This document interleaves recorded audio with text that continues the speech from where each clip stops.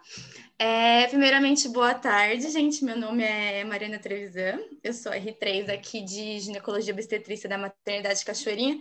Não conheço todos vocês ainda, que o dia que vocês juntaram na apresentação, eu estava isolada com suspeita de Covid, mas não tenho Covid. E hoje eu vou falar para vocês um pouquinho sobre bacia obstétrica. Vai ser uma aula bem simples, na verdade, tem bastante foto, não quero que vocês fiquem confusos. Qualquer coisa que vocês precisarem, vocês podem perguntar. E o que eu puder, eu vou tentar responder, mas se eu não conseguir, os meus chefes estão aí. Então, sintam-se bem-vindo para fazer pergunta, para a gente discutir. Vai ser uma coisa bem informal, tá bom? Vamos lá, então. Primeiramente, como a gente vai discutir sobre bacia, eu queria que vocês tivessem em mente como que funciona, como é que é a anatomia da bacia obstétrica. Quando a gente falar de bacia, assim, vocês saberem o que é a bacia. Então, essa aqui é a bacia obstétrica. Ela é composta, a pelve, né, tanto feminina quanto masculina, ela é composta pelo osso sacro, a gente tem o osso ilíaco, a pube e o isquio, que praticamente são esses que são os componentes aqui que a gente vai falar hoje, tá bom? A gente vai focar mais nessa parte óssea do que nas partes moles, que é o que vai ter mais importância aqui no nosso tema, tá? E vamos lá, então, porque... Ai, peraí, que isso aqui tá na frente. Aí. Por que a gente tem que estudar a bacia obstétrica? Primeiramente, como qualquer outra coisa que a gente faz antes da gente colocar a mão em alguma coisa, uma cirurgia, um parto, que seja, a gente tem que conhecer bem como é que é a anatomia. Não adianta a gente vai lá querer fazer um parto e não sabe como é que funciona a bacia. Seria a imprudência nossa. Então, a gente precisa entender a anatomia da pelve materna, assim como todos os seus estreitos e os seus diâmetros, para posteriormente a gente conseguir entender bem os mecanismos de parto e algumas situações que vão ocorrendo que possam atrapalhar a sua evolução. Então, é sabendo o que é fisiológico que a gente pode, mais para frente, ter uma noção de por que as coisas não estão indo bem, o que eu vou precisar fazer para consertar. Então, a gente tem que saber primeiro o que é normal e por que as coisas acontecem desse jeito, tá bom?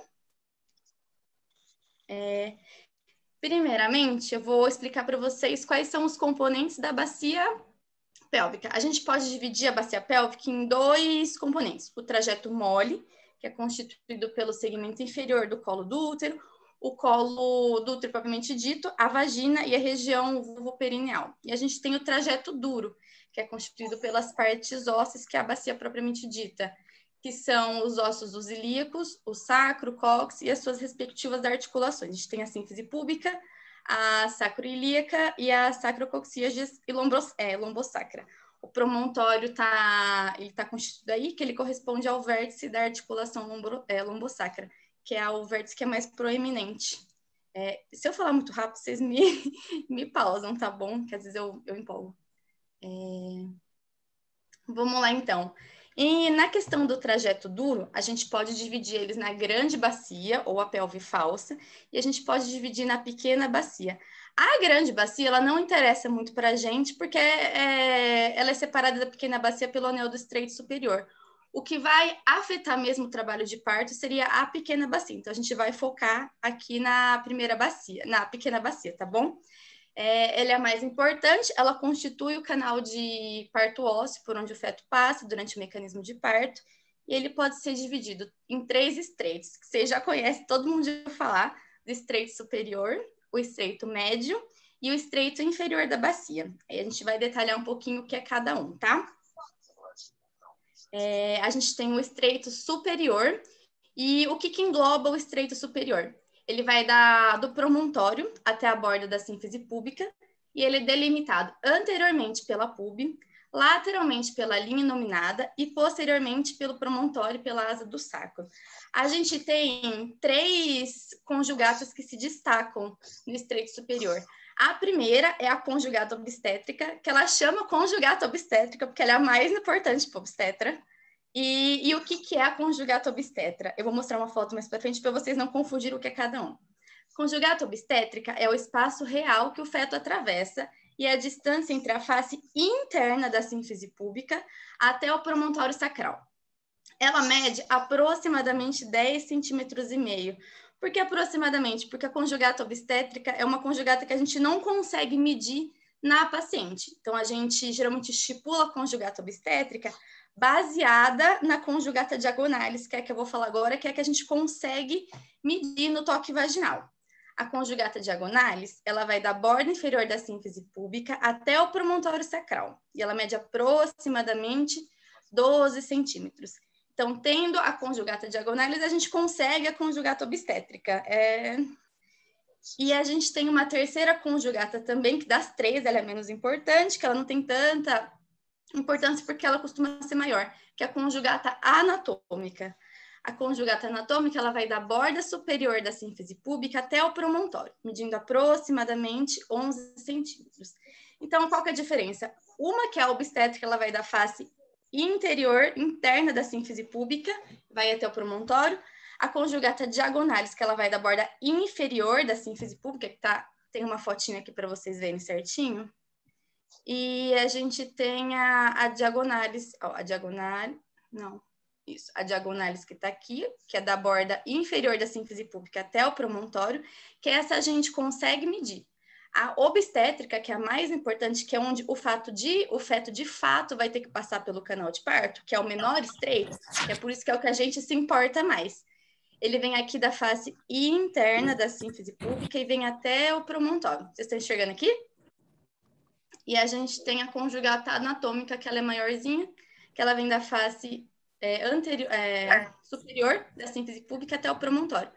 Tanto a anatômica quanto a obstétrica, a gente não vai conseguir mensurar. Então, a gente mensura tudo pela conjugata diagonalis. Ah, mas como é que eu vou conseguir medir essa diagonalis? É que eu não achei uma foto, mas geralmente você coloca a mão assim, essa parte do dedão a gente coloca na sínfise púbica da paciente, aqui, e a gente tenta fazer o toque vaginal tentando atingir o promontório. Se eu não conseguir atingir o promontório no meu toque vaginal, significa que essa conjugata obstétrica, conjugata diagonalis, elas são maiores, então eu não teria tanto problema em relação ao canal de parto do estreito superior. Qual é o problema? Se eu fizer o meu toque vaginal e eu encostar os 2 dedos no promontório, significa que talvez seja uma bacia um pouco mais estreita e que eu possa ter alguns problemas futuros em relação ao trabalho de parto. Então, aqui, ó, promontório não atingível é são 3, na verdade. Promontório não atingível é o primeiro. É um sinal de bom prognóstico, significa que a conjugata obstétrica provavelmente é maior do que 10,5 centímetros, tá bom? E qual que é o problema que a gente pode ter no trabalho de parto, Mari? Quando a gente tem uma conjugata obstétrica ruim, quando a gente tem uma redução do diâmetro antero-posterior ali do estreito superior da bacia? Então, gente, Só para os outros residentes, porque você falou aí, né? É aquele trabalho de parto mais laboroso, que você vê que aquela bacia mais estreita, que você vê, mas será que vai conseguir insinuar? Será que vai dar certo? Às vezes Nosso problema é a insinuação, né? Então, o polo cefálico ele não insinua, não desce pelo estreito superior. É aquele feto, só para os residentes que estão passando aquele trabalho de parto que sempre a apresentação vai estar lá em cima, alta imóvel. Ela não insinua, né? Geralmente, né? A minha bacia, o estreito superior é ruim. Ele não consegue cruzar o estreito superior da bacia, né? Justamente. Aí você já fica meio de olho, você já vê, putz, o promontório já é atingível, você já fica meio assim, sabe? Já fica meio esperto, que talvez não seja um parto muito fácil. A gente precisa ficar mais atento em relação a isso. A gente considera também alguns livros, eles falam da regra de Snelli para calcular a conjugata obstétrica, que é você medir a conjugata diagonalis e subtrair 1,5 centímetros. Daí a gente tem aproximadamente a medida da conjugata obstétrica, tá bom? Então, para os R1s que estão acompanhando aí, na verdade, é o meu diâmetro antero-posterior da pelve, que a Mari está falando, é relacionado à insinuação, e ele briga, entre aspas, briga com o meu diâmetro biparietal, né? Esse feto, ele insinua pelo biparietal ali, então ele vai brigar com o diâmetro biparietal. Em geral, esses 10,5. Claro que depende da mãe, do feto. Acho que o principal parâmetro clínico é isso que a Mari está falando, né? Do promontório inatingível. É a forma da avaliação clínica da gente tentar fazer esse tipo de avaliação do estreito superior da bacia, né? E certo, assim, não Mari? Necessariamente por ser um promontório atingível significa que você vai contraindicar um parto vaginal. Você só precisa ficar mais atento em relação a isso.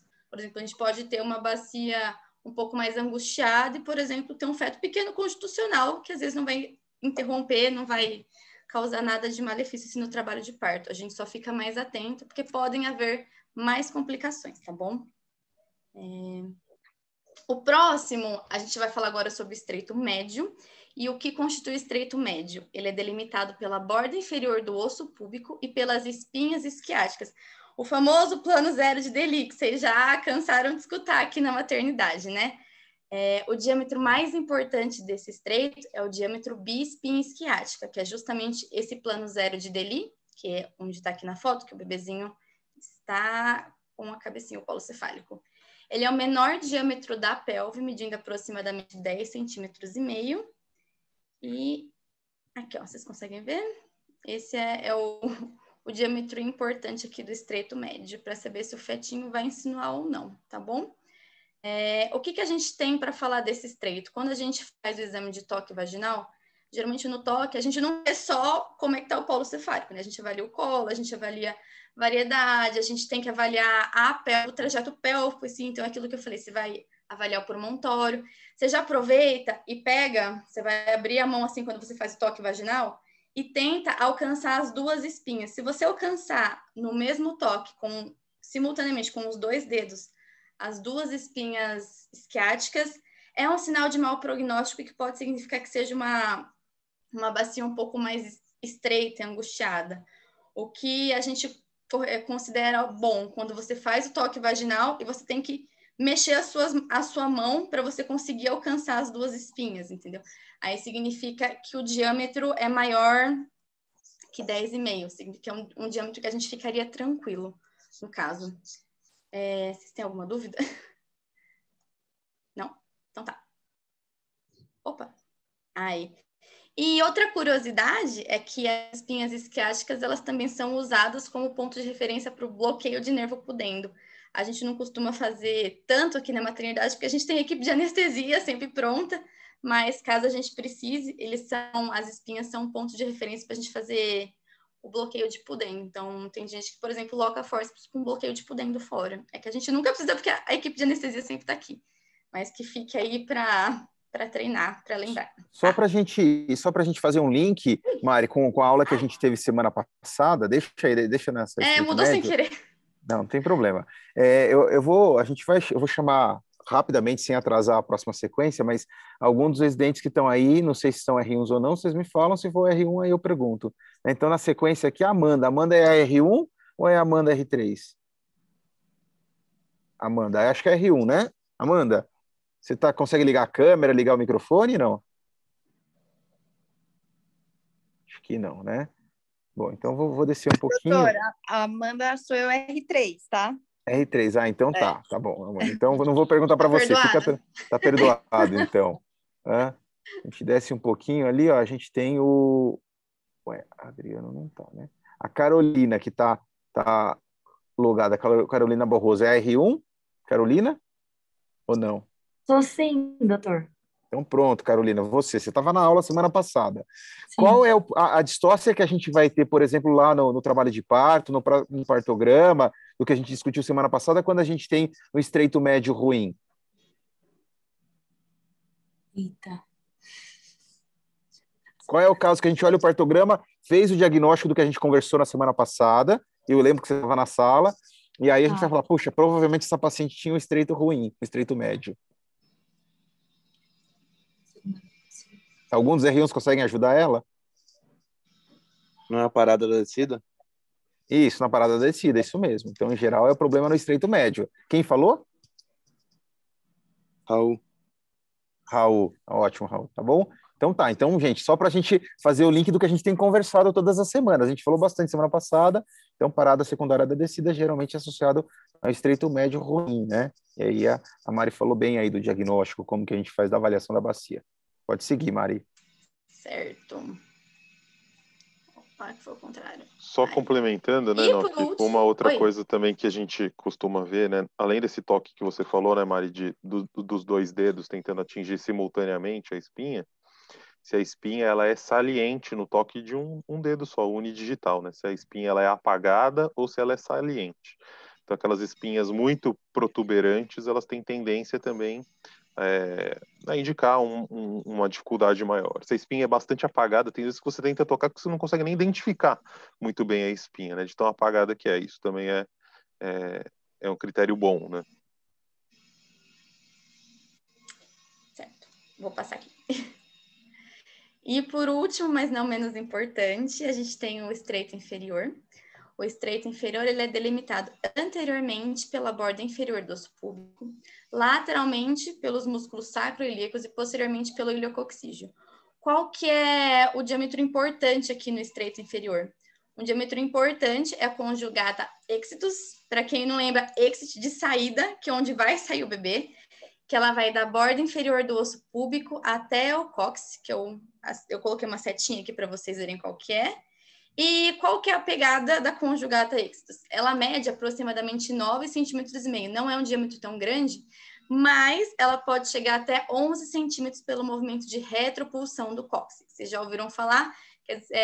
Principalmente durante o desprendimento fetal do período expulsivo. Então, ela é uma conjugata que ela consegue aumentar o seu diâmetro na hora do período expulsivo, o que é bem interessante, na verdade.